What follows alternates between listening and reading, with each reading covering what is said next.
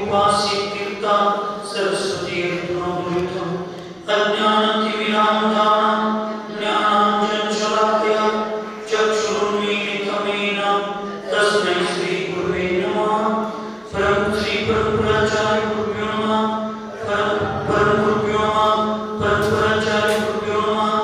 सकल कलुष विध्वंसकं श्रेयसां परिवर्तकं धर्म संबंधकं भविष्यवाणां प्रतिबोधकारकमिदं शास्त्रं श्री मरणकण्डिकानां देयम् अस्य मूलग्रन्थकर्तारं श्री सर्वज्ञदेवास्तुतिग्रन्थकर्तारं श्री गन्धर्वदेवापतिगन्धर्वदेवा केशवं संस्थानमासाद्य अमितगतिराचार्येण विरचितं इदं शास्त्रं श्रोतारः सावधानतया शृण्वन्तु।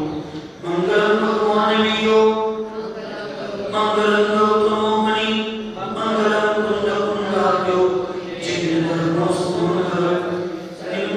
सर्वमंगलमाङ्गल्यं सर्वकल्याणकारकं प्रदानं सर्वधर्माणां जयन्तीशाखरं वन्दे विद्यासागरं वन्दे सरस्वतीसागरं वन्दे जगत्सागरं सिद्धान्तत्वादारैश्चं चतुर्धाराधनापरं त्रयीणां ध्रुवं पश्ये स्वस्वरूपं पंचपरमेश्वरी भगवान की अहिंसा में विश्व धर्म की सिद्धांत शास्त्र की परम पूज्य आचार्य श्री मेघती महाराज की चारित्र चक्रवर्ती विद्वाचार्य शांति सागर जी महाराज की संत शिरोमणि आचार्य गुरु विद्यासागर जी महाराज की शांति वस्त्रतांत्र गुरु सन्मति सागर जी महाराज की 3 करोड़ महामीनाशों की आचार्य गुरु सच्चिदानंद सागर जी महाराज की जय हो। आचार्य गुरु अमित गती महामीनाश मरण कंडिका मान ग्रंथांमध्ये जे मरणाचे मृत्यूचे 17 वेद आहेत त्या वेदांची चर्चा इथे चालू होती आणि या ठिकाणी पूर्व चर्चेमध्ये विनय आणि वैयावती आदीमध्ये आदरभाव न ठेवता प्रशस्त योगांच्या मध्ये आळशी प्रवृत्ती प्रमादी भावना समिती गुप्ती याच्यामध्ये पालन करण्यामध्ये शक्तीला लपवणं धर्मचिंतन आदि या वेळेला निद्रा म्हणजे झोपेच्या वशीभूत होणं उपयोग न लागणं धर्मचिंतनामध्ये ध्यान आदींच्या पासून दूर जाण्याचा प्रयत्न करणं अशाचं जे मरण आहे ते बलाका मरण आहे म्हणजे जे निश्चित आणि विरक्त होऊन चिरकालपर्यंत रत्नत्रयाची पालन तर करतात रत्नत्रयाची साधना तर करतात परंतु अवसान म्हणजे मृत्यूच्या शेवटच्या समयाला समय म्हणजे अधिक तास वगैरे यायचं नाही त्या कालावधीमध्ये तो जीव संसर्गावर लागू झाल्यानंतर शुभोपयोगापासून दूर जातो अशा जीवाचं जे मरण आहे त्याला बलाका मरण असं म्हणतात। ओसट मरण इंद्रिय आदि के आदि होकर मरण होना पंचेंद्रियांच्या अधीन होऊन मरण होणं मृत्यूला स्वीकारणं किंवा मृत्यू होणं अशा प्रकारचं जे मरण आहे त्याला ओसट मरण असं म्हणतात। विपासन मरण दुर्भिक्ष में भयंकर जंगल में शत्रु या राजा का या चोर आदि का भय होने पर एकाकी सहन करने में अशक्य ऐसे क्रियांचुकृत उपसर्ग होने या ब्रह्मचर्य व्रत का विनाश आदि रूप दूषित चारित्र होने पर संसार से विरक्त और पापों से भयभीत साधु संयम दूषित हो जाने के भय से कोई निदान नहीं करता हुआ अरहंत के समीप आलोचना कर एवं प्रायश्चित लेकर शुभलेशापूर्वक श्वास निरोध कर जो मरण करता है वो विपासन्न मरण है। म्हणजे दुर्भिक्षाच्या वेळेला भयंकर जंगलामध्ये शत्रू राजा अथवा चोर आदींच्या भयाने एकाकी आता बघा इथे का एकट्या साधूंनी करू नये, एकल विहारांनी का असू नये अर्थ समजून घ्यायचं। हे सगळं जे आहे दुर्भिक्ष जंगलात शत्रू राजा आदींचं भय ही एकटा असल्यानंतर जास्त होतं। कोणीतरी आपल्याला समजावून सांगणार समजावून घेणार आणि आधार देणार भले लहान साधू असू दे पण आपल्या सोबत असलं पाहिजे। आणि त्याच्यात बघायचं सांगितलं एकाकी काही वेळेला एकाकीपणा सहनशक्तीच्या पलीकडे जातो, एकलकोंडा होतो आणि एकलकोंड्याचा स्वभाव झाला तर एखाद्या संकटाला सामोरे जाणं फार अशक्य असतं, फार अशक्य। एकाकी व्हायचं मग सहनशक्तीची ताकद सुद्धा त्या ठिकाणी राहत नाही। एकाकी राहिल्यानंतर सहनशक्तीची ताकद तिथे राहत नाही। एकाकी राहण्याची राहिल्यानंतर सहन करण्याची समजावून घेण्याची ताकद त्या ठिकाणी राहत नाही आणि मग माणसाच्या मनात वेगळा विचार चुकीची या विचारायला चालू होतो। मी अनुभव घेतलोय माझ्या बाबतीत नव्हे, आता मी जितका अनुभव घेतलो आणि जे मला माहित आहे त्या ठिकाणचं उदाहरण हे उपसर्ग विचार। उपसर्गाच्या वेळेला असं जे खाली सांगितलं की भयाच्या बाबतीत निदान न करता अर्यंतांच्या समीप जाऊन श्वासाचा विरोध करून ते काय करतात मृत्यूला निमंत्रण देतात। हे मी अनुभव घेतला फक्त मी इथे ते सांगू शकत नाही। शत्रूंचा होऊ शकते आपण शत्रूंचा उपसर्ग होऊ शकते की उपसर्ग म्हणायचं आता आपण ती शत्रू किंवा आपल्या स्वतःच्या कर्माच्या होते काही वेळेला उपसर्ग देवकृत पण असतो म्हणून तिथे शत्रू उपसर्ग करणारा शत्रूच असतो पण काही उपसर्ग देवकृत असतात, काही उपसर्ग मनुष्यकृत असतात, काही उपसर्ग क्रियेकृत असतात, काही उपसर्ग नैसर्गिक असतात। हा कोरोनाचा उपसर्गच होता तो नैसर्गिक उपसर्ग म्हणून आपण इथं शत्रूंना म्हणतात केवळ उपसर्ग। उपसर्गाचा शत्रू मनुष्य क्रियांची आणि देव कृत उपसर्ग तेवढेच म्हणून शत्रुकृत झाले पण नैसर्गिक उपसर्ग होतात त्याच्यातून आपण तिथं हा जीव अपवाद होतो म्हणून उपसर्गाच्या वेळेला आधी या सगळ्यांच्या माध्यमातून अशक्य अशा त्रियंचकृत उपसर्ग झालेला गुणेसे या ब्रह्मचर्य व्रत का विनाश आदि रूप दूषित चारित्र होने पर संसार से विरक्त हर पापों से भयभीत साधु संयम दूषित हो जाने के भय से कोई निदान नहीं करता। कुठलं भविष्यातलं निदान नाही, वर्तमानामधलं निदान नाही, असं कोणतेही निदान न करता अर्यंत भगवंतांच्या समोर जातो, आलोचना करतो एवं प्रायश्चित घेतो आणि शुभलेशींचे पूर्वक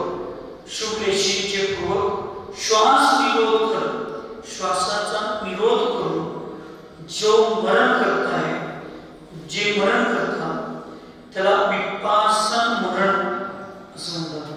त्याला कुठलं मरण म्हणतात? विपासन. पण ते ज्यांच्याकडे प्राणायाम, योगासन आणि आत्मध्यानाची साधना करण्याची ज्यांच्याकडे क्षमता असते तेच हे करू शकतात. आम्ही कधी योगासन करणार नाही, प्राणायाम करणार नाही, श्वास रोखायचा आमच्याकडे अभ्यास नाही, श्वास सोडायचा आमच्याकडे अभ्यास नाही, कसं होणार?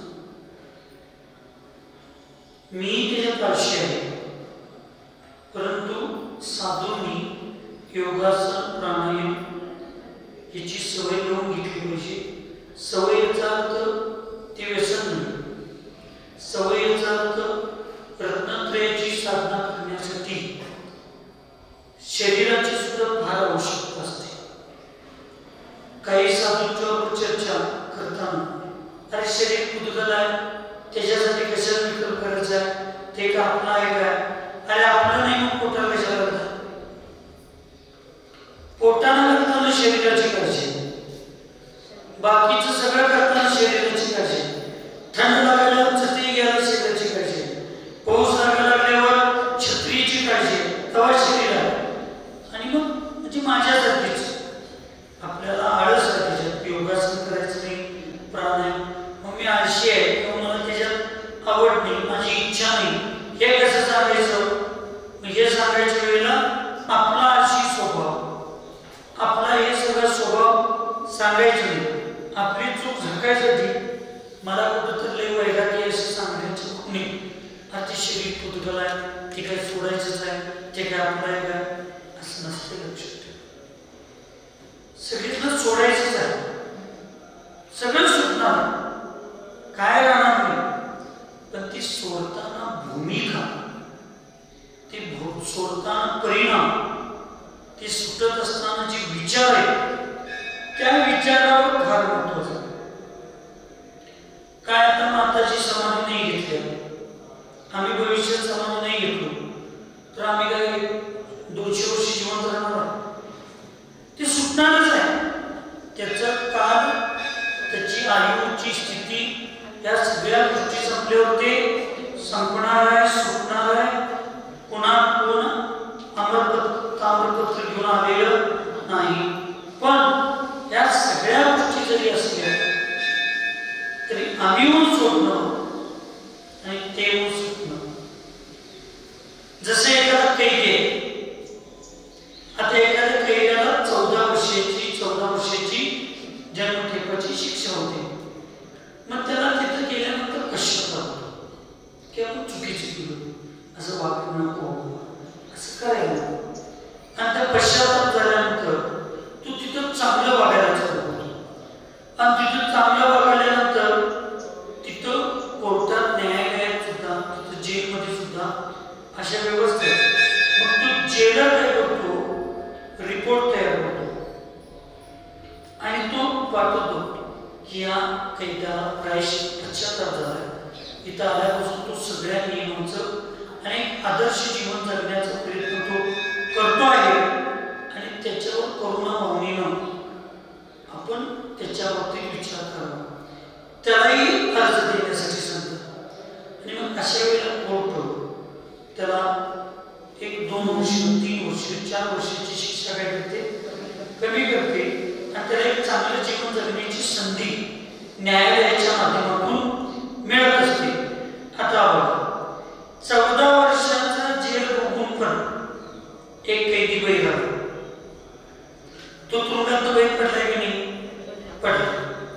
आणि एक 10 वर्षाची शिक्षा भोगून 4 वर्ष कमी मिळालं, शिक्षा कमी करून सन्मानानं बाहेर आलेले कैदी. आता दोघं पण कैदीच आहे, दोघं एकाच जेलमध्ये राहिले. पण मला सांगा, दोघांच्या मध्ये बाहेर आल्यानंतर सन्मानपूर्वक जीवन जगण्याची संधी समाज कोणाला देऊ शकतो? 4 वर्ष शिक्षा कमी झाली. तसं तुम्ही, मी, या जगातला प्रत्येक प्राणी हा मृत्यूच्या आधी जाणारच आहे. मृत्यू स्वीकारणारच. आम्ही नाही स्वीकारलो तरी मृत्यू आम्हाला स्वीकारणार, हे सत्य आहे ना. मग इथं आपले आचार्य किंवा भारतीय संस्कृती सांगते की कधी ना कधी तुम्हाला स्वीकारायचं आहे किंवा ते तुम्हाला स्वीकारणार आहे, तर चांगल्यानं स्वीकारा, आनंदानं स्वीकारा, सत्य समजावून स्वीकारा. आणि मग त्या प्रोसिजरला, त्या भूमिकेला व्यवस्थित समजावून घेऊन त्या पद्धतीने तुम्ही त्याचा त्याग करा. ते तुमचा त्याग करण्यापेक्षा तुम्ही त्याचा त्याग करा. काय करा? तुम्ही तुझा. ही आम्ही आरोपीच आहे सगळी लोक. जेवढे आपण संसारात जगतोय ना, ही सगळी आरोपीच आहे. मोठा आरोपी, बारका आरोपी एवढंच आहे सगळी. मग आम्हाला ते करायचं. बघा तुम्ही, जो स्वतःहून आरोपी पोलिसांना शरण जातो त्याला मार कमी बसतो. आणि तो कोर्टात सुद्धा ज्यावेळी पश्चाताप व्यक्त करून स्वीकारतो सगळ्या गोष्टी, त्यावेळी त्याला शिक्षा पण दिली जाते. नाहीतर मग जास्त त्रास होतो. तसं आपण ज्यावेळी सगळं स्वीकारतो, आपण स्वीकारतो मृत्यूचा अर्थ आत्महत्या नाही. आत्महत्या वेगळे आणि नाहीतर आपण स्वीकारायचं याचा अर्थ तुम्ही आत्महत्या समजशील. आत्महत्या नाही. शांततेने, धार्मिक, ज्ञानपूर्वक, अध्यात्मपूर्वक, शरीर वेगळा आहे, आत्मा वेगळा आहे, मी म्हणजे शरीर आहे असं न विचार करता, मी म्हणजे आत्मा आहे आणि त्याचे गुण, त्याचे स्वभाव सगळं. मग मला स्वाभिमान आणि स्वैराच्या याच्यात सुद्धा फरक आहे. स्वाभिमानानं मला माझी जीवन दैनंदिन चर्याचा अर्थ तुम्ही मलमूत्र विसर्जन करणे, जेवण करणे आणि चावडीच्या कट्ट्यावर रोज पेपर वाचत बसणे, याला दैनंदिन क्रिया समजायची नाही. दैनंदिन क्रिया म्हणजे देवपूजा, उपवासनी, स्वाध्याय, संयम, तप आदी करण्यासाठी आता माझं शरीर.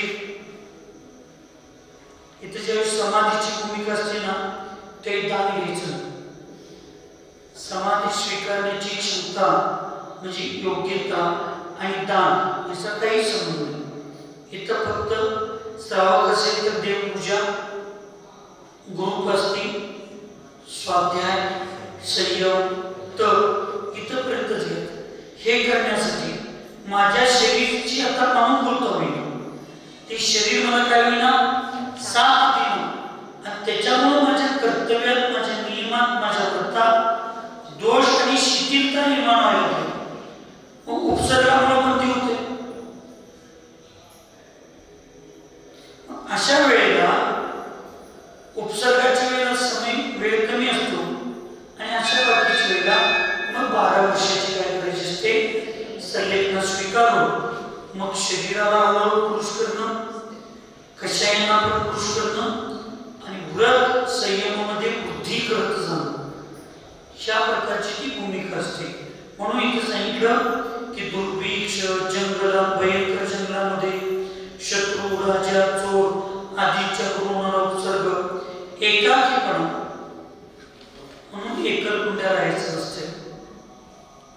जीवन जगण्याला एक आनंद व्हायचा. आपलं दुःख असेल तरी एखाद्या पुढे आपण ते मांडलं पाहिजे. फक्त ती मांडणारी व्यक्ती व्यवस्थित असली पाहिजे. ज्याच्याकडून मांडतोय त्या व्यक्तीकडं ज्ञान, अनुभव, बुद्धी, कौशल्य, करुणा, दया हे सगळे गुण असले पाहिजे. आम्ही आमचं दुःख कोणाकडून मांडतोय? समोर ज्याच्या अर्धा ग्लास भरलेला आहे आणि आपल्या समोर ज्याचा अर्धा ग्लास भरलेला म्हणजे तो समदुःखी आहे. तो कसा आहे? समदुःखी आहे आणि त्याच्यापुढं आम्ही आमचं दुःख मांडायला लागलो. म्हणजे उपाशापाशी जाऊन मला भूक लागलाय खायला दे, भिकाऱ्यापाशी जाऊन मला जर मंदिर बांधायचं काय दान दे. तोच दुःखी आहे, तो दुसऱ्याचं मागून खायला लागलाय, त्यालाच खायला मिळणार, ते तुम्हाला काय देणार?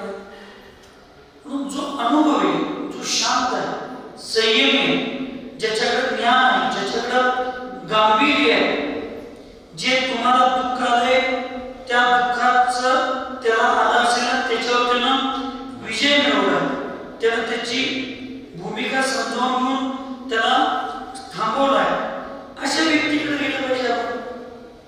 म्हणजे कुणाकडे गेलं पाहिजे? एक तर गुरुंच्याकडे गेलं पाहिजे, एक तर परिवारामध्ये किंवा अशा आपल्यापेक्षा श्रेष्ठ अनुभवानं श्रेष्ठ असणाऱ्या व्यक्तीकडे गेलं पाहिजे, तरच होतं. एक जंगल होतं, जंगल, आणि त्या जंगलामध्ये बस जंगलामध्ये अशी पारस, ज्युनियर केके, अर्यंत अशी सगळी पक्षी, तरुण अतिउत्साही पक्षी होते.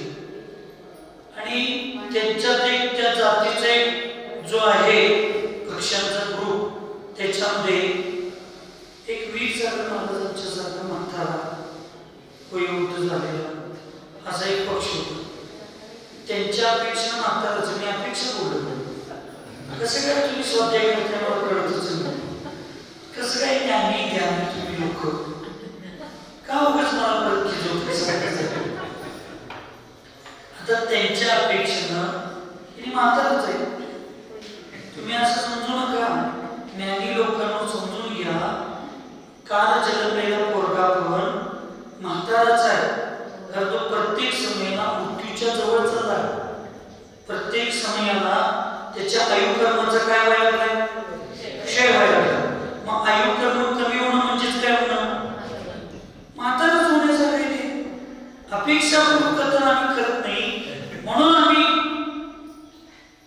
मग आता एक पाहिजे 17व्या वर्षी कलर करून घेतलं. 17व्या वर्षी पंजाबी ड्रेस काय म्हणायचं, महिलांचा सलवार ड्रेस, कुर्ता पैजामा काय सलवार कुर्ता ते घालतात. दात पडली तरी बचाई घालतात. परवा एका 70 वर्षाच्या महिलेला म्हणजे 5-6 महिन्यांपूर्वी चौक्यात हो आजी जरा तिकडे जरा म्हटल्यावर तुला कोणीकडे मी आजी दिसतोय म्हणली. तर काय चेष्टा करत नाही मी.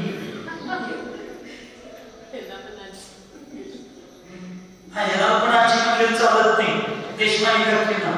अरे माझ्या लक्षात स्वतःला मी प्रत्येक समयाला मृत्यूच्या दिशेकडे आमची वाटचाल आहे हे ज्याला लक्षात आहे तो मृत्यूला भेटतो. हे ज्याच्या लक्षात आहे तोच खरा सत्विक दृष्टी, तोच खरा धार्मिक व्यक्ती. त्या अपेक्षेनं वीरसागर महाराजांना मी वय होतो. मग ते सारखं सांगणाऱ्या पोरांना असं करायचं नाही, कसं करायचं नाही, आम्हाला कळतंय, तुम्ही काय सांगताय, मला पण म्हणतात त्यांनी काय सांगतात, डॉक्टर बेलावायचं त्यांनी काय सांगतात, असं करायचं त्यांनी बरोबर तुमचं करू काय तर. पण ज्या दिवशी पश्चाताप होईल त्या दिवशी तुम्हाला लोकांना या सगळ्या गोष्टी कळतील या गोष्टी. आता त्यांनी जे पेटावाल्यांनी एक कारण कोर्टामध्ये म्हटलं,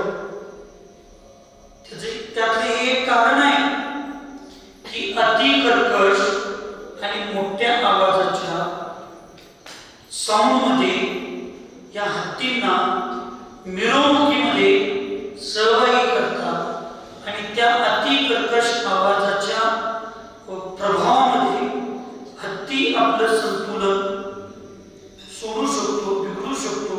त्याला मानसिक समाधान आणि आनंदापासून तो दूर राहू शकतो. म्हणून गर्दीमध्ये हत्तीला नेणं आणि अशा कर्कश आवाजामध्ये त्याला उभा करणं हे भविष्यासाठी, त्याच्यासाठी आणि त्या गर्दीसाठी बाधक आहे असे कारण त्यांनी जी तक्रार नोंदवली त्याच्यामध्ये हे कारण आहे. आम्ही काही निमित्त आहोत, 100% दुसरी निमित्त नाही, हे वास्तविक सत्य सुद्धा.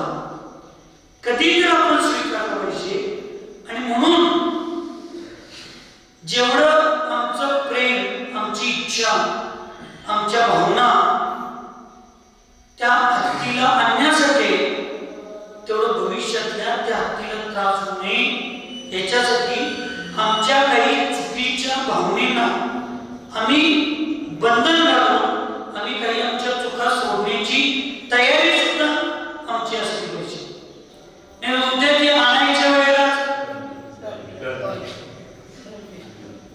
आमचा विजय झाला म्हणून त्याच्या पुढे जर आम्ही लावा लागलो, म्हणजे परत मराठीतील वेगळ्या अपेक्षण वाक्य सासू नको म्हणून वेगळं व्हायचं आणि परत वाटणीला सासू, म्हणजे जी कारणं त्यांनी सांगितले त्याला सगळं आम्ही संपूर्ण इथे घेऊन यायचं आणि त्याच्याजवळ तीच कारणं त्याच चुका आम्ही करायला लागलो तर ही कारणं वास्तविक म्हणजे समोरच्यांच्या चुका 90 जरी असल्या तरी 10 तरी चुका आमच्या आहेत आणि त्या 10 चुका सुधारण्याचा नियम, संकल्प, त्यामुळे आमच्या भावनेला आवड, त्या चुकीच्या विचारांना आवड आम्ही घातलं पाहिजे. आम्ही बदलणार नाही आणि प्रत्येक गोष्टीत समोरची व्यक्ती चुकीची, अशा पण काही गोष्टी होत नाही. हे वास्तविक सत्य आहे. म्हणजे आम्ही कारणाची तपासाला लागलोय, त्याच्यात जरूर काही 10 कारणं जर त्यांनी मांडली असतील त्यातली जरूर 5-7 कारणं चुकीची असतील आणि 2-3 कारणं जे त्यांनी मांडले त्या कारणांचा आम्ही समाजानं, हत्ती सांभाळणाऱ्या संस्थांनी, हत्ती सांभाळणाऱ्या सगळ्या क्षेत्रवाल्यांनी या सगळ्यांनी विचार केला पाहिजे आणि आम्हीच म्हणलं पाहिजे की असं असेल, या नियमांचं पालन असेल तर, नाहीतर नाही. म्हणून या गोष्टींना पूर्ण विचार केला पाहिजे. म्हणून एकलकुंडी जे राहत असतात ना त्यांना एका विषय सांगतो तुम्ही सांगितलं पक्षाचं उदाहरण सांगतो. ती मुलं महाराजांच्या ऐकत नव्हती म्हणून ती लहान पक्षी मोठ्या पक्षाचं ऐकत नव्हती, ही चर्चा चालू. उदाहरण मी सांगितलं, मग ती काय जरी सांगितली तर ते ऐकायचे नाही. तो पण असू दे म्हणून ते सारखे सांगणार असं खाली बसायचं नाही, असं बसायचं नाही, ऐक आम्ही एवढे जण, आम्ही एवढे जण. ते सगळं झाल्याच्या हत्तीचं सगळं झालं, पण आजपर्यंत तो 30-35 वर्षात देवदर्शन करत होता. सकाळी देवदर्शन होत होतं, सगळं त्याचे नियम सगळे पाळले जात होते. पण आता आपल्याला कोणत्या धर्माचा उदय आला की आता इथून पुढे त्याला देवदर्शन होणार नाही. त्याच्या त्याच्या अंतःकरणाचा, दर्शन मुनी कर्माचा त्याचा उदय, त्याच्या अंतरंगाचा, त्याच्या सुद्धा तो पंचेंद्रिय सोडणी जीव आहे. मनुष्य असू दे, कुणी असू दे, तो रोज सकाळी दर्शन करत होता, रोज सगळं साधूच्या दर्शन करत होता, उपदेश करत होता, भक्ती करत होता, सगळं करत होता. आणि हे ज्याचं तोपर्यंत जोपर्यंत त्याचं पुण्य होतं तोपर्यंत तो सगळं केला. आता त्याचं अंतरंग कर्माचा उदय, अंतराय कर्माचा उदय असेल, पुण्य संपलं म्हणायचं. पुण्य संपणं वेगळं आणि कर्माचा उदय वेगळा. कर्माचे उदय पुण्य संपत नाही. आदिनाथ भगवान मुनी अवस्थेमध्ये 6 महिने उपाशी फिरले, मग त्यांचं पुण्य संपलं होतं का? पुण्य संपणं वेगळं आणि पाप कर्माचा उदय होणं वेगळं. एखाद्या व्यक्तीचं 1 लाख रुपये कर्ज आहे याचा अर्थ त्याच्या घरातले सगळ्या पैसे, त्याची प्रॉपर्टी संपल्या अशी नाही. इथं त्याच्या त्या एका कर्माचा उदय चालू. अपेक्षेनं दुसरं एकदा म्हणून शास्त्रावरून सांगतो, अयश व्यक्तीचा उदय, त्याची विच्युती किती वेळा स्थानात होते? गुंडरवा. 4थ्या किती वेळा स्थानात होते? 4थ्या स्थानात अयश व्यक्तीचा विच्युती होते. मग 5व्या गुणस्थानामध्ये 6व्या गुणस्थानात तुम्ही एखाद्या साधूंचं काहीतरी ऐकलं काय त्याच्या वैशिष्ट्यी उत्कर्माचा उदय होतो. तुम्ही प्रतिमा करा तुमच्याबद्दल कोण काहीतरी म्हणलं तर माझ्या वैशिष्ट्यी कर्माचा उदय. मग आम्ही स्वाध्यायी आम्ही साधू लोकांच्या बोलता बोलता तोंडात जाते की आमच्या वैशिष्ट्यी कर्माचा उदय. मग आम्ही 4थ्या गुणस्थानात ऐकला तुम्ही 4थ्या गुणस्थानात ऐकला. काही वेळेला पुण्यकर्माचा मंद उदय असल्यानंतर इथं पाप कर्माचा उदय नाही पण पुण्यकर्माचा मंद उदय असल्यामुळे एकेकांना 1 रुपये कर्ज नाही परंतु महिन्याला 10,000 रुपये मिळवतात म्हणून त्यांनी फार ऐश्वर्याचं जीवन जगत नाही. मग ऐश्वर्याचं जीवन जगत नाही याचा त्यांचं पाप आहे का म्हणजे कर्ज आहे का? कर्ज नाही पण मिळकत पण कमी. तसं काही वेळेला पाप कर्माचा उदय कमी असू शकतो तसं पुण्यकर्माचा पण उदय कमी असल्यामुळं जेवढ्या प्रमाणात त्याला त्याचा भोग उपभोग घ्यायचा आहे तेवढा भोग उपभोग तो घेऊ शकत नाही. म्हणून देवदर्शन हे ते अमुक सगळं त्याच्या पुण्यात उदय होतं. आता पाप कर्माचा उदय त्याच्या अंतरंगाचा झाला. बहिरंग हे सगळे निमित्त झाले पण त्याच्या पुरुषार्थ परत आपण सगळ्यांनी त्याला बाह्य निमित्त होऊन आपण एवढं बाह्य निमित्त व्हायला पाहिजे की त्याच्या अंतरंग निमित्ताला सुद्धा परिणाम होण्यासाठी आपण प्रयत्न केला पाहिजे. म्हणून काही गोष्टी व्यवहाराच्या ठिकाणी आपण व्यवहार सगळ्या गोष्टी करत असताना सुद्धा आता काही वेळा भावना असताना सुद्धा कायदेशीर चाकोरीमध्ये असं मी म्हणणार नाही. आता हे सगळ्या आपल्याच्या सगळ्यांच्या भावना होऊन याला कदाचित त्यांच्या भावना पण जागा झाल्या असतील ज्यांनी घेऊन गेले ते आणि त्यांना आपण वाटायला लागले आता आपण इकडे सोडायला पाहिजे पण आणून सोडू शकत नाही. त्यांनी ज्या प्रोसिजरनं तिथं हात ठेवला त्या प्रोसिजरनं व्यवस्थेनं त्याला प्रयोग करण्याचा प्रयत्न करतो असं त्यांनी म्हणले. आता ते आत्मा म्हणलेत का वर्ण म्हणलेत हे आपल्याला माहित नाही पण जग विश्वासावर चालले. काही काळ आपल्याला सगळ्यांच्यावर विश्वास ठेवून जाणं अत्यंत गरजेचं असतं. असं पण होऊ शकते म्हणजे आपण आता त्याला बाहेर काढतो परत त्याला देवदर्शन ते मिळणार आपल्या पण भविष्यात ते पण जीव आपल्याला निमित्त बांधू शकतो. नाही म्हणून मी सांगितलं बाह्य निमित्त तुम्ही म्हणू शकता पण अंतरंग निमित्त त्याचा प्रज्वल पाहिजे म्हणून त्याचा प्रभाव पाहिजे म्हणून अंतरंग निमित्त आणि बहिरंग निमित्ताशिवाय कुठलंही कार्य होत नाही. त्याला बहिरंग निमित्त वेगवेगळे असतात अंतरंग निमित्त त्याचं एकच पुण्य आणि पाप कर्माचा उदय. म्हणून आपण ज्या वेळेला जैन सिद्धांताचं चिंतन करतो त्यावेळी कुणालाही शत्रुरूपात आपण बघू शकणार नाही.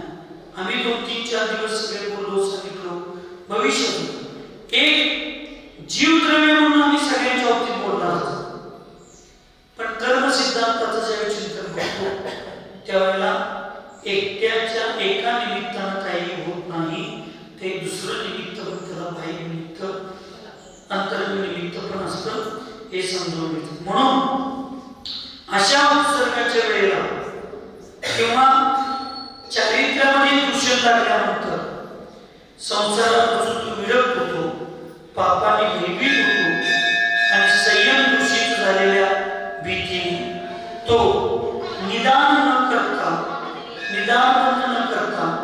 तो पर्यंत भगवंतांच्या समोर जातो आणि त्या ठिकाणी प्रायश्चित्त घेतो आणि शुभलेशापूर्वक चांगल्या विचारांनी तो श्वास विरोध करून मरण स्वीकारतो.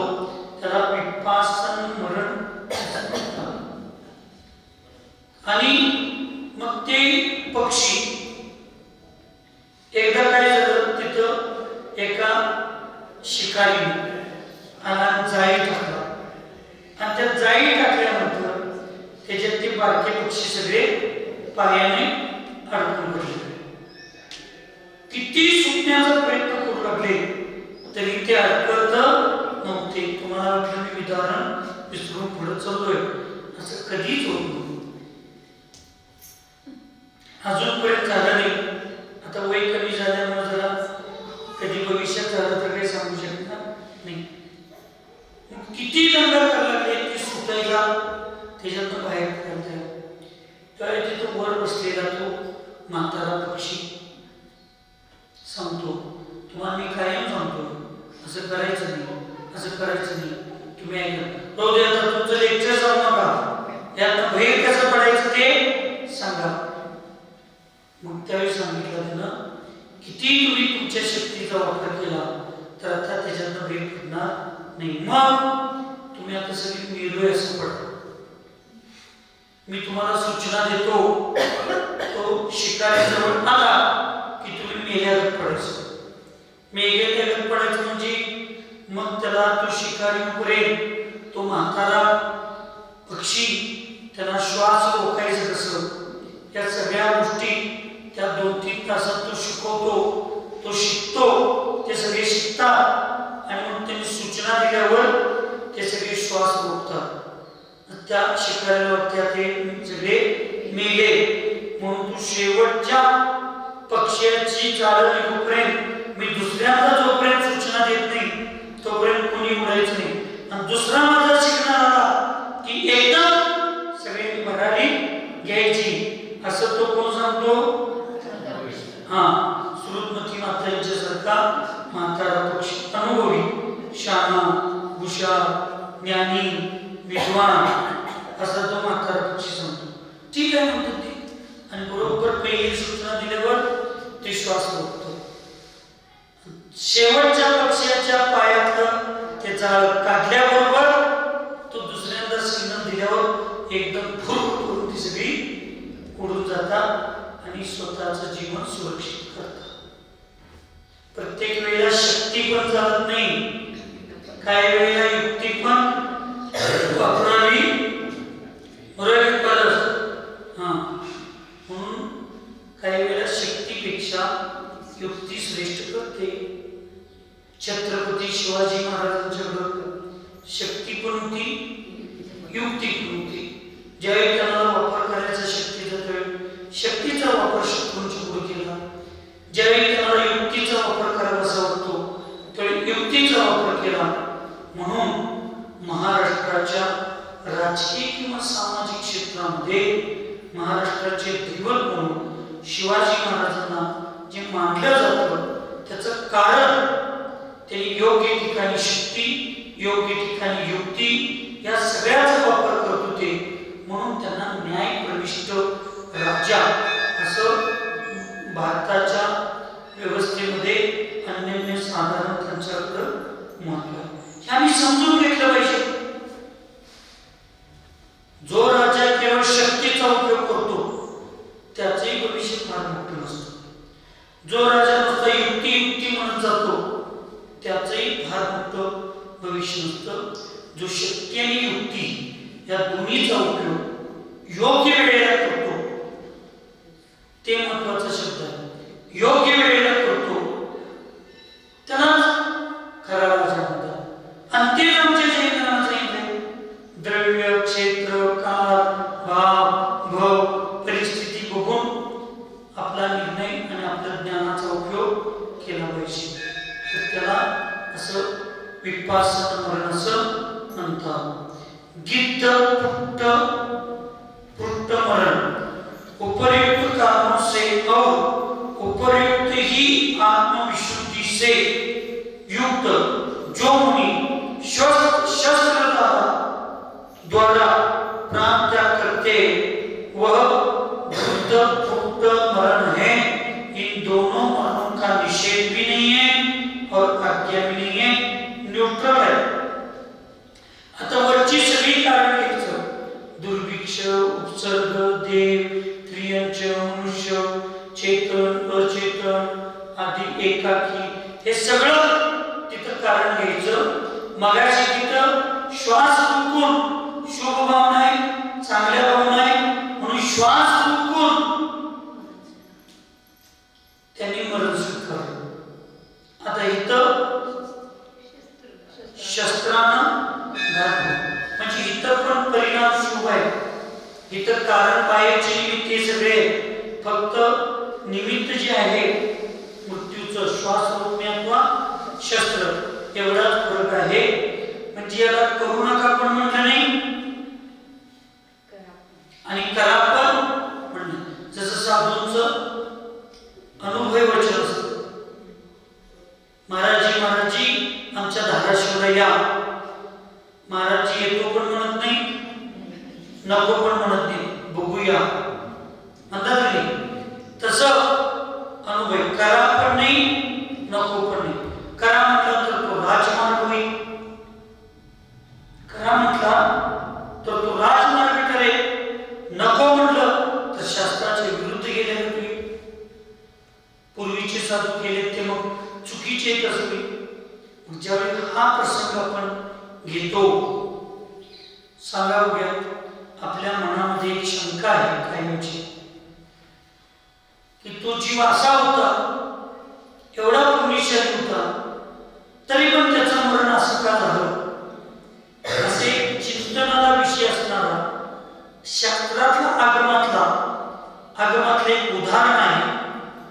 कुठलाही सांगतो तुम्ही सगळी जण घेताय जे तुमच्याकडून मैक आल्यावर. आता मैक असतानाच आठवायला पाहिजे असं नाही, सांगा बघूया. असे एक उदाहरण आहे.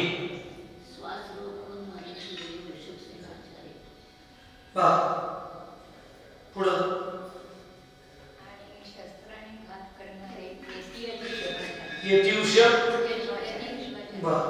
अजून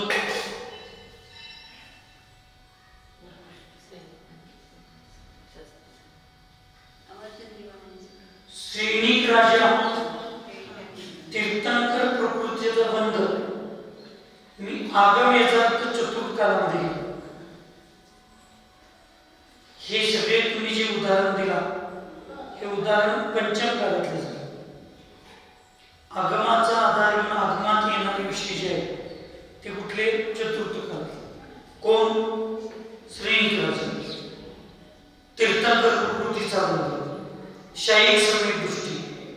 पण त्याने शेवटला झेल उपसून तुरुंगात म्हणजे केलं. त्यावेळी हा कायमचा प्रश्न माझ्या मनात होता, तुमच्या असेल शाही श्रमिक दृष्टीने तो असं कसं आहे. एक तर त्याचा काय मरण नाही का नाही, कारण तो बद्धायुष्य आहे, ज्याचा भविष्यातील आयुचा बंद झालेला असतो. अशा जीवाचं अकाली मरण होत नाही हा एक कर्म सिद्धांतातला नियम आहे.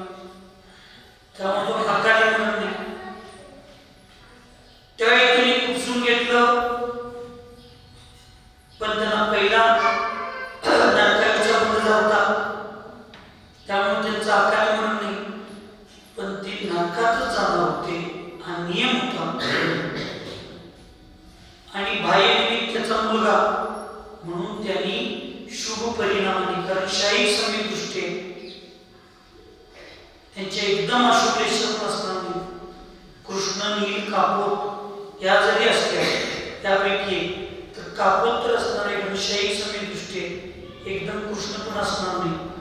म्हणून प्रत्येक वेळेला मी निर्णय घेतो त्यावेळी चारही अनुयोगांचा आधार घेऊन एखाद्या वस्तूचा, व्यक्तीचा घेतलेला निर्णय हा कधीही योग्य निर्णय असतो. त्याच्यामध्ये आपल्याला दोष लागत नाही. याला गिद्धकृत मरण असं म्हणतात. भक्त प्रत्याख्यान मरण काय एवं कशाय को कृष करते हुए विधिपूर्वक संन्यास धारण कर मरण करना या होना. भक्त प्रत्याख्यान आता तुम्ही स्वीकार लागलाय ते कुठला? भक्त प्रत्याख्यान मरण की शरीर आणि खशयांना कृष करत विधिपूर्वक म्हणजे कालावधी, थोडी कालावधी घेऊन त्याला मृत्यूला संन्यास धारण करून मृत्यूला स्वीकारणं त्याला म्हणायचं भक्त प्रत्याख्यान मरण. इंगिनी मरण, इसमें मुनिजन अपनी सेवा दूसरों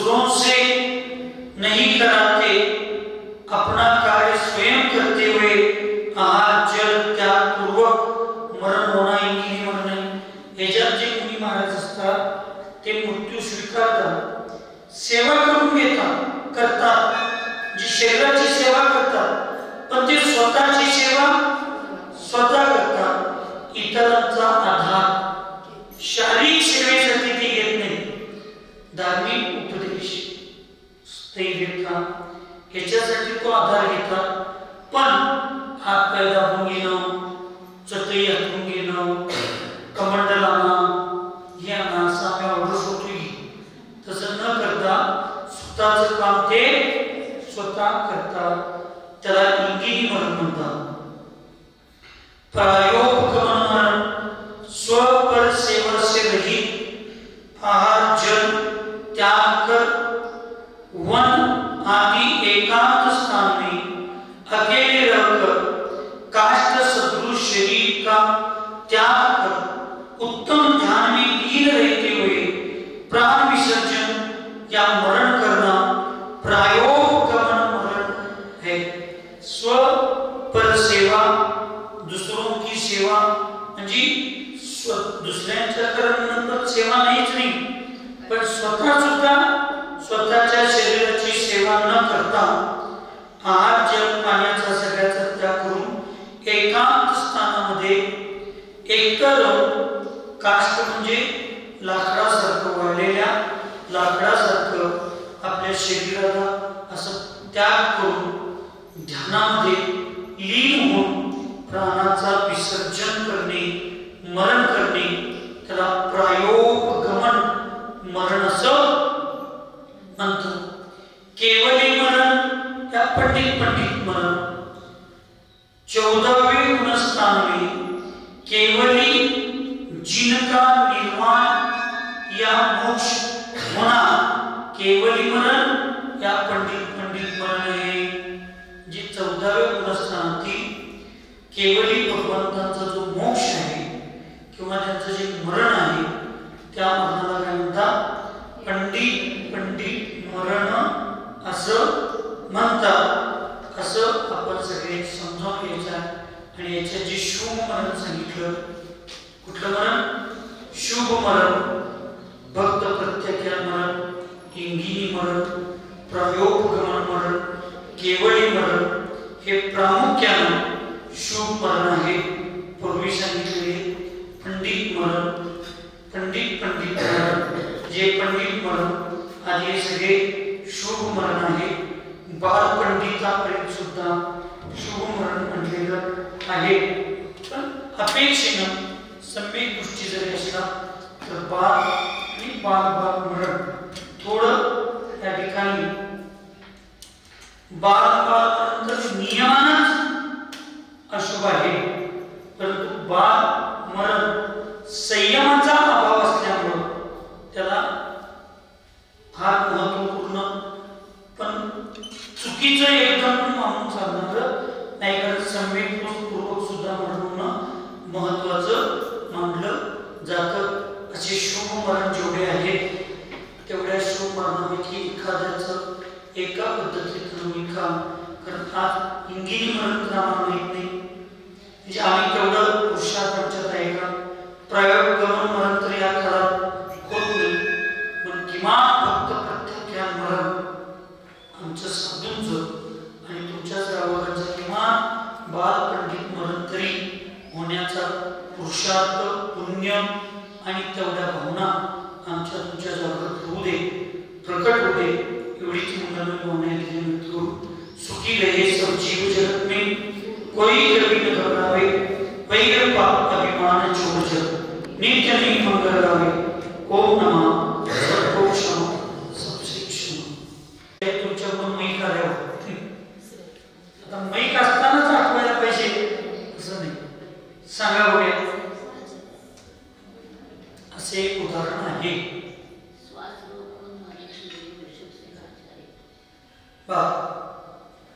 पुढं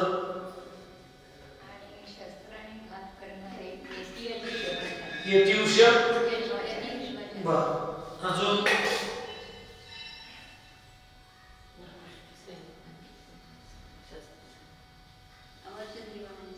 श्रेणिक राजा तीर्थंकर प्रकृतीचा बंध. मी आगम याचा अर्थ चतुर्थ कालामध्ये उदाहरण दिला, हे उदाहरण पंचम काळातलं झालं. आगमाचा आधार घेऊन आगमात येणारे विषय जे आहेत ते कुठले? चतुर्थ काळात. कोण? श्रीनिवास तीर्थंकर प्रकृतीचा बंध, शाही समीप दृष्टी, पण त्याने शेवटला झेल उपसून तुरुंगात म्हणजे केलं. त्यावेळी हा कायमचा प्रश्न माझ्या मनात होता, तुमच्या असेल शाही समीप दृष्टीने तो असं कसा आहे? एक तर त्याचा अकाळ मरण नाही. का नाही? कारण तो बद्धायुष्य आहे, ज्याचा भविष्यातील आयुचा बंद झालेला असतो. अशा जीवाचं अकाली मरण होत नाही, हा एक कर्म सिद्धांतातला नियम आहे. त्यामुळे तो अकाली मरण नाही. त्यावेळी त्यांनी उपसून घेतलं, पण त्यांना पहिला नरकाचा बंद झाला, त्यामुळे त्यांचं अकाली मरण नाही, पण ते नरकातच जाणार होते, हा नियम होता. आणि बाह्य निमित्त त्याचा मुलगा म्हणून त्यांनी शुभ परिणामाने, कारण शाही समीप दृष्टी त्यांच्या एकदम अशुभ लेशन असणार नाही. कृष्ण, नील, कापोत या जरी असल्या त्यापैकी तर कापोत तर असणार आहे, शाही समीप दृष्टी एकदम कृष्ण पण असणार नाही.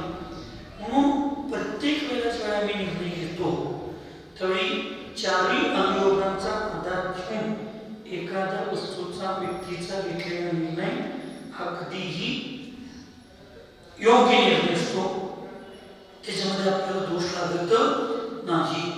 याला गिद्धकृत मरण असं म्हणतात. भक्त प्रत्याख्यान मरण काय एवं कशाय को कृष करते हुए विधिपूर्वक संन्यास धारण कर मरण करना या होना. भक्त प्रत्याख्यान आता तुम्ही स्वीकार लागलाय ते कुठला? भक्त प्रत्याख्यान मरण की शरीर आणि कषायांना कृष करत विधिपूर्वक म्हणजे कालावधी, थोडी कालावधी घेऊन त्याला मृत्यूला संन्यास धारण करून मृत्यूला स्वीकारणं, त्याला म्हणायचं भक्त प्रत्याख्यान मरण. इंगिनी मरण, इसमें मुनिजन अपनी सेवा दूसरों से नहीं कराते, अपना कार्य स्वयं करते हुए आहार जल त्याग पूर्वक मरण होना इंगिनी मरण आहे. ह्याच्यात जे मुनी महाराज असतात ते मृत्यू स्वीकारतात, सेवा करून घेतात, करतात, जी शरीराची सेवा करतात, पण ते स्वतःची सेवा स्वतः करतात. इतरांचा आधार शारीरिक सेवेसाठी ते घेत नाही. धार्मिक उपदेश, स्थैर्य ह्याच्यासाठी तो आधार घेतात, पण हात पाय दाबून घेणं, चटई हातून घेणं, कमंडल आणा, हे आणा, साम्या ऑर्डर होती, तसं न करता स्वतःचं काम ते स्वतः करतात. त्याला इंगिनी मरण म्हणतात. प्रायोपगमन मरण, स्वपर सेवा से रहित, आहार जल त्याग कर वन आदि एकांत स्थान में अकेले रहकर काष्ठ सदृश शरीर का त्याग कर उत्तम ध्यान में लीन रहते हुए प्राण विसर्जन या मरण करना प्रायोपगमन मरण है. स्व पर सेवा, दूसरों की सेवा म्हणजे दुसऱ्यांच्या करण्यानंतर सेवा नाहीच नाही, पण स्वतः सुद्धा स्वतःच्या शरीराची सेवा न करता आहार जल पाण्याचा सगळ्याचा त्याग करून एकांत स्थानामध्ये एकतर काष्ठ म्हणजे लाकडासारखं, वाळलेल्या लाकडासारखं आपल्या शरीराला असं त्याग करून ध्यानामध्ये लीन होऊन प्राणाचा विसर्जन करणे, मरण करणे, त्याला प्रायोपगमन मरण असं म्हणतात. केवली मरण या पंडित मरण 14वें गुणस्थान में केवली जिनका निर्वाण या मोक्ष होना, केवली मरण या पंडित मरण है. जी 14 भगवंतांचा जो मोक्ष आहे किंवा त्यांचं जे मरण आहे त्या मरणाला काय म्हणतात? पंडित मरण असं म्हणतात. असं आपण सगळे समजावून घ्यायचं. आणि याच्यात जे शुभ मरण सांगितलं, कुठलं मरण? शुभ मरण, भक्त प्रत्याख्यान मरण, इंगिनी मरण, प्रयोगगमन मरण, केवळी मरण, हे प्रामुख्यानं शुभ मरण आहे. पूर्वी सांगितलेले पंडित मरण, पंडित मरण, जे पंडित मरण आधी सगळे शुभ मरण आहे. बाल पंडितापर्यंत सुद्धा शुभ मरण म्हटलेलं आहे. पण अपेक्षेनं सम्यक दृष्टी जरी असला तर बाल आणि बाल मरण थोडं या ठिकाणी बाल नियमानच अशुभ आहे. परंतु बाल मरण संयमाचा अभाव असल्यामुळं त्याला फार महत्वपूर्ण पण चुकीचं एकदम मानून चालणार नाही. कारण संवेदपूर्वक सुद्धा म्हणून महत्वाचं मानलं जातं. असे शुभ मरण जेवढे आहेत तेवढ्या शुभ मरणापैकी एखाद्याचं एका पद्धतीतून निकाल. कारण आज इंगिनी मरण तर आम्हाला माहित नाही, म्हणजे आम्ही तेवढं पुरुषार्थांच्यात आहे का? प्रयोगगमन मरण तर या काळात होत नाही. पण किमान फक्त प्रत्याख्यान मरण आमचं साधूंचं आणि तुमच्या सर्वांचं किमान बाल पंडित मरण तरी होण्याचा पुरुषार्थ, पुण्य आणि तेवढ्या भावना आमच्या तुमच्या जागृत होऊ दे, प्रकट होऊ दे. एवढीच मंगलमय भावना करू. सुखी रहे सब जीव जगत में, कोई कभी न घबरावे, वैर पाप अभिमान छोड़ जग, नित्य नहीं मंगल गावे. ओम नमः सर्वो क्षमा सबसे क्षमा. एकदा म्हणून शास्त्रावरून सांगतो, अयशक्तीचा उदय त्याची विच्युती कितव्या पुरस्थानात होते? गुंडवा. चौथ्या. कितव्या पुरस्थानात होते? चौथ्या पुरस्थानात अयशक्तीचा विच्युती होते. मग पाचव्या पुरस्थानामध्ये, सहाव्या पुरस्थानात तुम्ही एखाद्या साधूंचं काहीतरी ऐकलं काय? त्याच्या अयशक्ती उत्कर्माचा उदय होतो.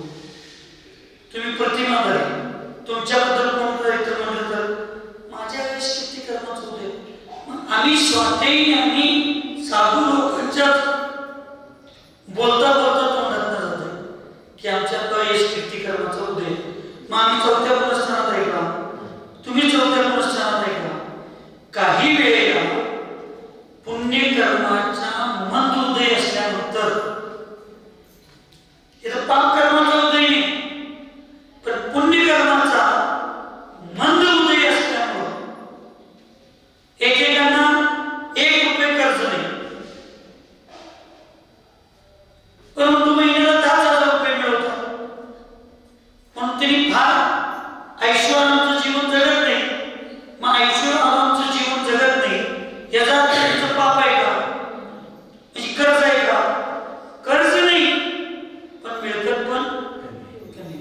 तसं काही वेळेला पाप कर्माचा उदय कमी असू शकतो, तसं पुण्यकर्माचा पण उदय कमी असल्यामुळं जेवढ्या प्रमाणात त्याला त्याचा भोग घ्यायचा आहे तेवढा भोग तो घेऊ शकत नाही. म्हणून देवदर्शन हे ते अमुक सगळं त्याच्या पुण्यात उदय होतं. आता पाप कर्माचा उदय त्याच्या अंतरंगाचा झाला, बहिरंग हे सगळे निमित्त झाले. पण त्याच्या पुरुषार्थ परत आपण सगळ्यांनी त्याला बाह्य निमित्त होऊन आपण एवढं बाह्य निमित्त व्हायला पाहिजे की त्याच्या अंतरंग निमित्ताला सुद्धा परिणाम होण्यासाठी आपण प्रयत्न केला पाहिजे. म्हणून काही गोष्टी व्यवहाराच्या ठिकाणी आपण व्यवहार सगळ्या गोष्टी करत असताना सुद्धा, आता काही वेळेला भावना असताना सुद्धा कायदेशीर चाकोरीमध्ये असं मी म्हणणार नाही. आता हे सगळ्या आपल्याच्या सगळ्यांच्या भावना बघून याला कदाचित त्यांच्या भावना पण जागा झाल्या असतील ज्यांनी घेऊन गेले ते, आणि त्यांना पण वाटायला लागले आता आपण इकडे सोडायला पाहिजे, पण आणून सोडू शकत नाही. त्यांनी ज्या प्रोसिजरनं तिथं हात केला त्या प्रोसिजरनं व्यवस्थेनं त्याला भय करण्याचा प्रयत्न करतो असं त्यांनी म्हणले. आता ते आत्मा म्हणलेत का वर्ण म्हणलेत हे आपल्याला माहित नाही, पण जग विश्वासावर चाललंय. काही काळ आपल्याला सगळ्यांच्यावर विश्वास ठेवून जाणं अत्यंत गरजेचं असतं. असं पण होऊ शकते महाराजजी, आपण आता त्याला बाहेर काढण्यासाठी परत त्याला देवदर्शन ते मिळणार, आपल्या पण भविष्यात ते पण जीव आपल्याला निमित्त बांधू शकतो. नाही, म्हणून मी सांगितलं बाह्य निमित्त तुम्ही म्हणू शकता, पण अंतरंग निमित्त त्याचा प्रज्वळ पाहिजे नको, त्याचा प्रभाव पाहिजे नको. अंतरंग निमित्त आणि बहिरंग निमित्ताशिवाय कुठलंही कार्य होत नाही. त्याला बहिरंग निमित्त वेगवेगळे असतात, अंतरंग निमित्त त्याचं एकच पुण्य आणि पाप कर्माचं होतंय. म्हणून आपण ज्यावेळेला जैन सिद्धांताचं चिंतन करतो त्यावेळी कुणालाही शत्रुरूपात आपण बघू शकणार नाही. आम्ही 2-3-4 दिवस सगळे बोललो, सांगितलो भविष्यात एक जीवद्रव्य म्हणून आम्ही सगळ्यांच्या बाबतीत बोलणार आहोत. पण कर्म सिद्धांताचं ज्यावेळी चिंतन करतो त्यावेळेला एकट्याच्या एका निमित्तानं काही होत नाही, ते दुसरं निमित्त पण त्याला बाह्य निमित्त अंतरंग निमित्त पण असतं हे समजून घेतो. म्हणून अशा उत्सर्गाच्या वेळेला किंवा चारित्र्यामध्ये दूषण लागल्यानंतर संसारापासून तो विरक्त होतो, पापाने भयभीत होतो आणि संयम दूषित झालेल्या भीतीने तो निदान न करता तो पर्यंत भगवंतांच्या समोर जातो आणि त्या ठिकाणी प्रायश्चित्त घेतो आणि शुभलेशापूर्वक चांगल्या विचारांनी तो श्वास विरोध करून मरण स्वीकारतो. त्याला विपासन मरण. आणि मग ते पक्षी एकदा काय झालं, तिथं एका शिकारी आणि जाळी टाकला आणि त्या जाळी टाकल्यानंतर त्याच्यात ते बारके पक्षी सगळे पायाने अडकून पडले. किती सुटण्याचा प्रयत्न करू लागले तरी ते अडकत नव्हते. तुम्हाला वाटलं मी उदाहरण विसरून पुढे चाललोय, असं कधीच होत नाही. अजूनपर्यंत झालं नाही. आता वय कमी झाल्यामुळे जरा कधी भविष्यात झालं तर काही सांगू शकणार नाही. किती दंगा करायला लागले ते सुटायला, त्याच्यातून बाहेर पडता. त्यावेळी तिथं वर बसलेला तो म्हातारा पक्षी सांगतो, तुम्हाला मी कायम सांगतो असं करायचं नाही, असं करायचं नाही. तुम्ही ऐका, आता तुमचं लेक्चर जाऊ नका, यात बाहेर कसं पडायचं ते सांगा. मग त्यावेळी सांगितलं त्यानं, किती तुम्ही तुमच्या शक्तीचा वापर केला तर आता त्याच्यातनं बाहेर पडणार नाही. मग तुम्ही आता सगळी मेलोय असं पडतो. मी तुम्हाला सूचना देतो, तो शिकारी जवळ आला की तुम्ही मेल्यागत पडायचं. मेल्यागत पडायचं म्हणजे मग त्याला तो शिकारी करेल, तो म्हातारा पक्षी त्याला श्वास रोखायचं कसं, या सगळ्या गोष्टी त्या 2-3 तासात तो शिकवतो, तो शिकतो, ते सगळे शिकतात आणि मग त्यांनी सूचना दिल्यावर ते सगळे श्वास रोखतात. त्या शिकाऱ्याला वाटते ते सगळे मेले म्हणून तू शेवटच्या पक्षाची चाल निघूपर्यंत मी दुसऱ्यांदा जोपर्यंत सूचना देत नाही तोपर्यंत कोणी उडायचं नाही. आणि दुसरा माझा शिकणार आला की एकदम सगळ्यांनी भरारी घ्यायची असं तो कोण सांगतो. श्रुतमती माता यांच्यासारखा म्हातारा पक्षी, अनुभवी, शाना, हुशार, ज्ञानी, विद्वान असा तो म्हातारा पक्षी सांगतो. ठीक आहे म्हणतो ते, आणि बरोबर पहिली सूचना दिल्यावर ते श्वास रोखतो. शेवटच्या पक्षाच्या पायातलं ते जाळ काढल्याबरोबर तो दुसऱ्यांदा सिग्नल दिल्यावर एकदम फुर करून ती सगळी उडून जातात आणि स्वतःचं जीवन सुरक्षित करतात. प्रत्येक वेळेला शक्ती पण चालत नाही, काही वेळेला युक्ती पण वापरावी म्हणून काही वेळेला शक्तीपेक्षा युक्ती श्रेष्ठ करते. छत्रपती शिवाजी महाराजांच्याकडे शक्ती पण होती, युक्ती पण होती. ज्यावेळी त्यांना वापर करायचा शक्तीचा, त्यावेळी शक्तीचा वापर शत्रूंच्या पुढे केला. ज्यावेळी त्यांना युक्तीचा वापर करावासा वाटतो त्यावेळी युक्तीचा वापर केला. म्हणून महाराष्ट्राच्या राजकीय किंवा सामाजिक क्षेत्रामध्ये महाराष्ट्राचे दैवत म्हणून शिवाजी महाराजांना जे मानलं जातं त्याचं कारण त्यांनी योग्य ठिकाणी शक्ती, योग्य ठिकाणी युक्ती या सगळ्याचा वापर करत होते. म्हणून त्यांना न्यायप्रविष्ट राजा असं भारताच्या व्यवस्थेमध्ये अनन्य साधारण त्यांच्याकडं म्हटलं. हे आम्ही समजून घेतलं पाहिजे. जो राजा केवळ शक्तीचा उपयोग करतो त्याचंही भविष्य फार मोठं नसतं. जो राजा नुसता युक्ती म्हणत जातो त्याचंही फार मोठं भविष्य नसतं. जो शक्ती आणि युक्ती या दोन्हीचा उपयोग योग्य वेळेला करतो ते महत्वाचा शब्द आहे. योग्य वेळेला करतो त्यालाच खरा राजा म्हणतात. आणि ते आमच्या जैनांना सांगितले द्रव्य, क्षेत्र, काळ, भाव, भव, परिस्थिती बघून आपला निर्णय आणि आपल्या ज्ञानाचा उपयोग केला पाहिजे. तर त्याला असं विपासन मरण असं म्हणतात. गिद्ध पुट्ट मरण उपर्युक्त कामों से और उपर्युक्त ही आत्मविशुद्धि से युक्त जो मुनि शस्त्र द्वारा प्राण त्याग करते वह बुद्ध पुट्ट मरण है. इन दोनों मरणों का निषेध भी नहीं है और आज्ञा भी नहीं है, न्यूट्रल है. आता वरची सगळी कारण घ्यायचं.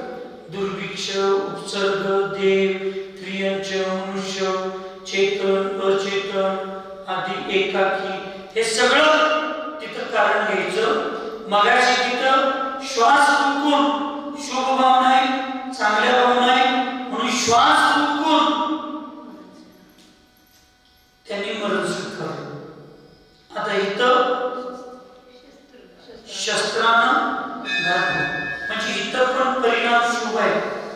इथं कारण पायाचे निमित्त सगळे, फक्त निमित्त जे आहे मृत्यूचं श्वास रोखण्याचा शस्त्र एवढाच फरक आहे. म्हणजे याला करू नका पण म्हणलं नाही आणि करा पण म्हणलं. जसं साधूंचं अनुभव वचन असतं. महाराजी आमच्या धाराशिवला या. महाराजी येतो पण म्हणत नाही, नको पण म्हणत नाही, बघूया म्हणतात नाही. तसं अनुभव करा पण नाही, नको पण नाही. करा म्हटलं तर तो राजमार्ग होईल, करा म्हटला तर तो राजमार्ग करेल. नको म्हटलं तर शास्त्राच्या विरुद्ध गेले होते. पूर्वीचे साधू केले ते मग चुकीचे असते. ज्यावेळी हा प्रसंग आपण घेतो, सांगा बघूया आपल्या मनामध्ये एक शंका आहे कायमची की तो जीव असा होता, एवढा पुण्यशाली होता, तरी पण त्याचं मरण असं का झालं. असे चिंतनाला विषय असणारा शास्त्रातला आगमातले एक उदाहरण आहे. कुठलाही सांगतो तुम्ही सगळी जण घेताय जे तुमच्याकडून मैक आल्यावर. आता मैक असतानाच आठवायला पाहिजे असं नाही. सांगा बघूया असे एक उदाहरण आहे.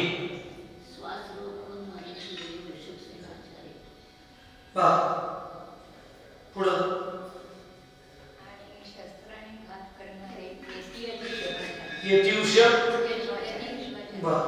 अजून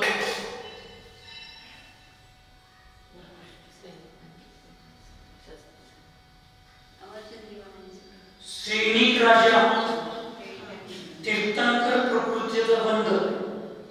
मी आगम याचा चतुर्थ कालामध्ये हे सगळे तुम्ही जे उदाहरण दिला हे उदाहरण पंचम काळातले झाले. आगमाचा आधार घेऊन आगमात येणारे विषय जे आहेत ते कुठले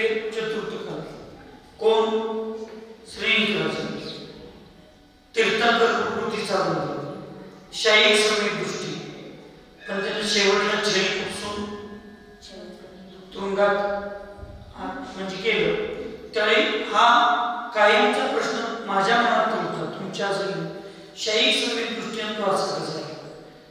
एक तर त्याचा काय मरण नाही का नाही, कारण तो बद्धायुष्य आहे, ज्याचा भविष्यातील आयुचा बंद झालेला असतो, अशा जीवाचं अकाली मरण होत नाही. हा एक कर्म सिद्धांतातला नियम आहे. त्यामुळे तो अकाली मरण नाही. त्यावेळी त्यांनी उपसून घेतलं,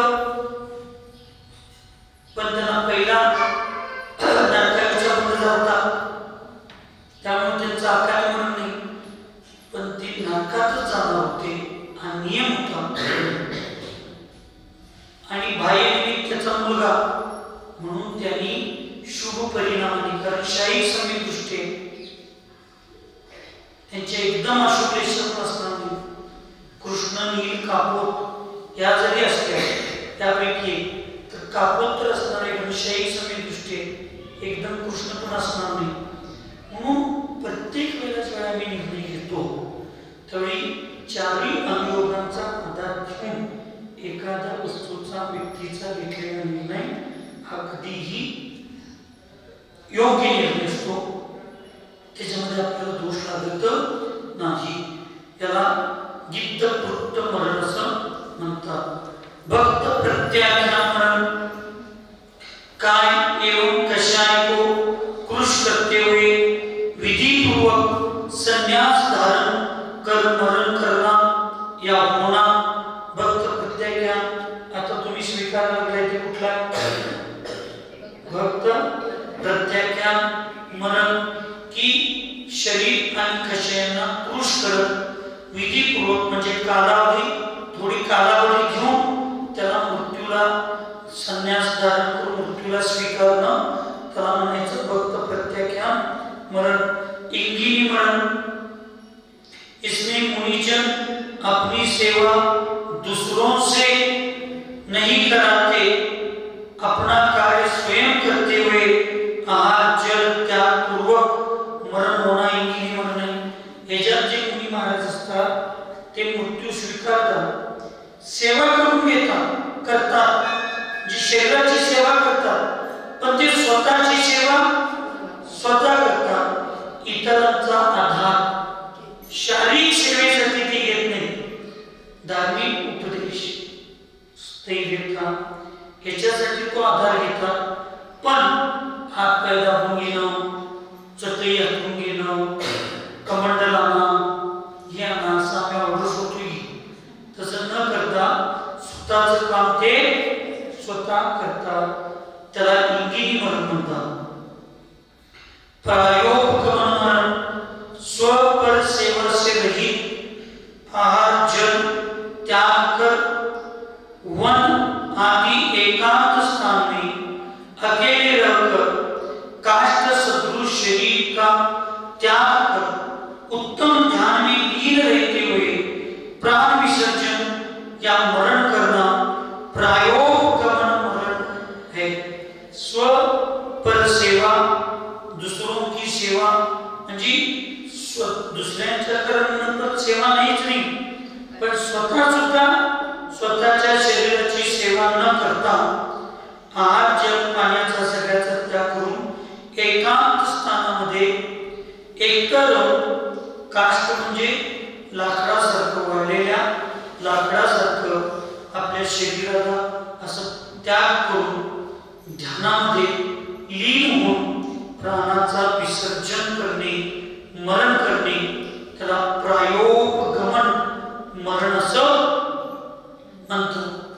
केवली मरण या पंडित मरण 14वें गुणस्थान में केवली जिनका निर्वाण या मोक्ष होना केवली मरण या पंडित मरण आहे.